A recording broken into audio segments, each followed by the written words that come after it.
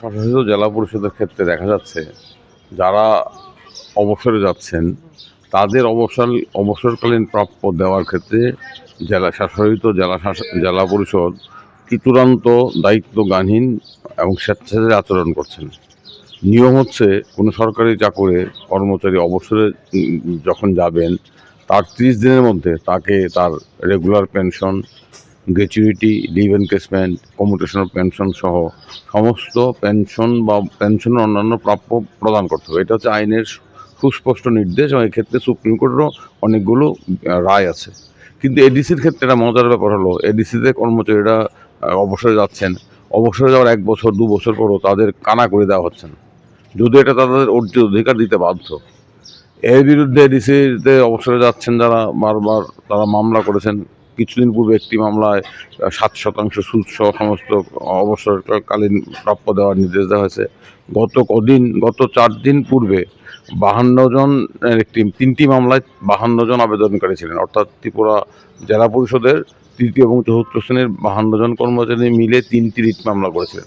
এই 3টি রিট মামলায়ও তাদেরকে পেনশন দেওয়া হয়েছে মামলা হওয়ার পর, কিন্তু তাদেরকে গ্র্যাচুইটি, লিভ এনকেসমেন্ট, কমিউটেশনাল পেনশন ইত্যাদি কিছু প্রদান করা হয়নি।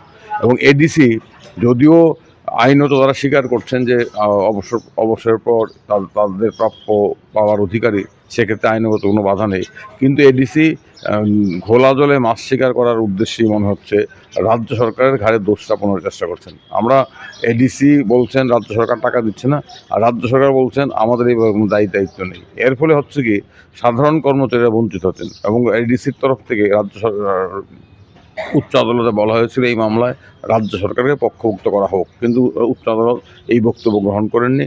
আমাদের সুস্পষ্ট বক্তব্য ছিল অবসরের পর অবসরকালীন প্রাপ্য প্রদান না করা সংবিধানের মৌলিক অধিকার লঙ্ঘন করা, এবং অবসরের পর অবসরপ্রাপ্ত কর্মচারীরা অত্যন্ত অসহায়, তাদের একমাত্র সম্বল হচ্ছে পেনশন ও অন্যান্য অবসরকালীন প্রাপ্য, সেটা না দিয়ে এডিসি কর্তৃপক্ষ চূড়ান্ত অন্যায় কাজ করছেন।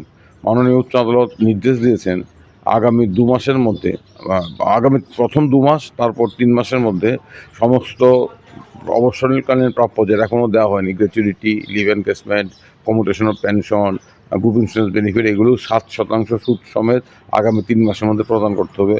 এর মধ্যে যে সমস্ত কর্মচারীর ছেলে কিংবা মেয়ের বিয়ে ঠিক হয়েছে, যারা ক্যান্সার সহ দুরারোগ্য কোনো ব্যাধিতে আক্রান্ত, তাদের ক্ষেত্রে আগামী 2 মাসের মধ্যে 7% সুদসহ সমস্ত প্রাপ্য প্রদান করতে হবে, এবং বাকিদের ক্ষেত্রে আগামী 3 মাসের মধ্যে 7% সুদসহ প্রাপ্য প্রদান করতে হবে। এটা হচ্ছে আদালতের নির্দেশ, এবং অনেকেই মামলা করতে বাধ্য হচ্ছেন, এবং এডিসি কর্তৃপক্ষ, আমি আশা করব তারা অবসরপ্রাপ্ত কর্মচারীদের প্রতি এই ধরনের বঞ্চনা এবং তাদেরকে আদালতে আসতে বাধ্য করা, এই ক্ষেত্রে তাদের সম্বিত ফিরবে, তারা অবসরের পর প্রাপ্য প্রদান করার ক্ষেত্রে তৎপর হবেন, দায়িত্ব পালন করবেন। এটা আমাদের মাননীয় উচ্চ আদালতের মাননীয় বিচারপতি SB দত্ত প্রকাশ, উনি এই সবগুলো মামলার রায় এখনো 2 কোর্টেই আছে, উনি রায় দিয়েছেন।